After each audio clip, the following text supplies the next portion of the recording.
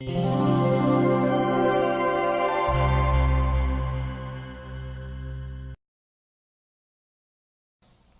took him golf recently. I thought, I'd never play this game. Old man's game, never do it. But my kids play, so I want to play with them. So I go out, and I do really well. I go out on this one day, and I out-power by my instructor. I'm feeling really proud. The next day, I'm not feeling so proud. I keep putting the ball in the water again. I'm so frustrated. Put down another one. Put down another one. I don't care. I don't care what my score is. Let's do it. And finally, I was getting frustrated. He's going things like, ain't it a bitch? This is golf. And I'm going, bull. I said, you're a terrible instructor. I said, because I should at least be consistent at whatever shitty level I can achieve. I said, I know I'm not Tiger Woods, but I should be able to be consistent, and you're just telling me that it's difficult. Telling me it's difficult is not helping. Tell me what to do. He said, well, actually, you're only a little bit off. I said, could have fooled me. He said, no, you're about a millimeter or two off. I said, you're joking. He said, no, watch this. He said, I didn't teach you this yet.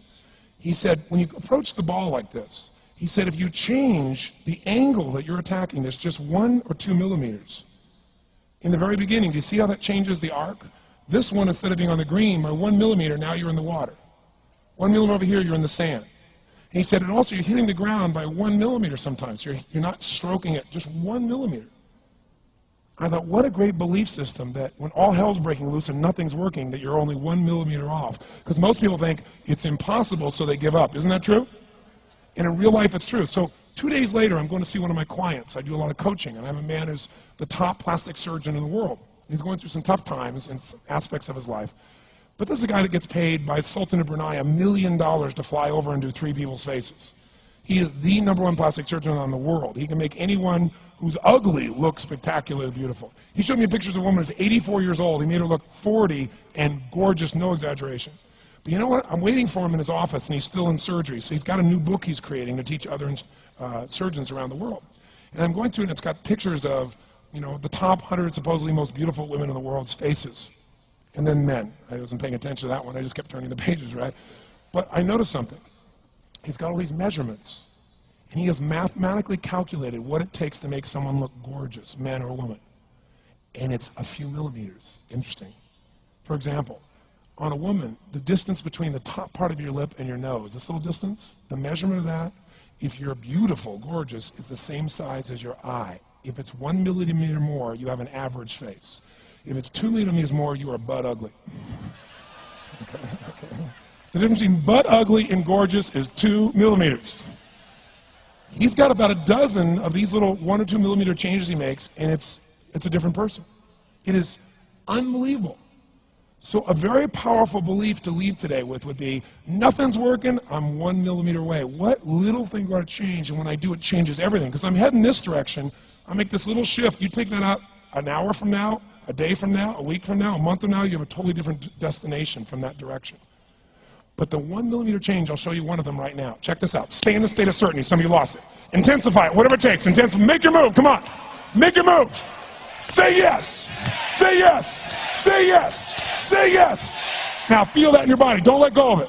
Now watch. Here's the difference between being certain and being uncertain. Did you see that? Certain, uncertain. See if you can find that little spot between the two, where you drop just a little bit of your chest, and you feel it drop, and come back up, and drop it. How many can feel that difference between where you really feel it, now intensify it, and where you dropped it? Is it a tiny difference, yes or no? Yes or no? Now, could you condition yourself to feel great in this state? Yes or no? So what I want you to do is give yourself that opportunity. So the way we're going to do is very simple. We're going to go in a peak state. And then we're going to train ourselves, because guess what? If you're in this state of certainty, and all hell's breaking loose in your life, people can't figure out, you go, move, I'll handle it. People go, he's so lucky, he's so confident. No, here's what I've created for my life, and anyone I know has succeeded. I'm a 17-year-old kid from Azusa, California, with no real education other than self-education, with no background, with parents that did their best, all of them, with no money, but I did one thing. I love people, and I had an enormous demand I made upon myself, and I sculpted my mind and my emotions to get me to do whatever it would take to achieve and to contribute. But to do that, I did it by using my body and changing my focus. I did it by putting myself in a peak physiology and using what I call incantations. Can you train yourself to believe something, yes or no? Absolutely. How many of you ever made the fatal mistake of going to Disneyland or Disney World, and while you're there made the fatal mistake of going to a ride called It's a Small World After All?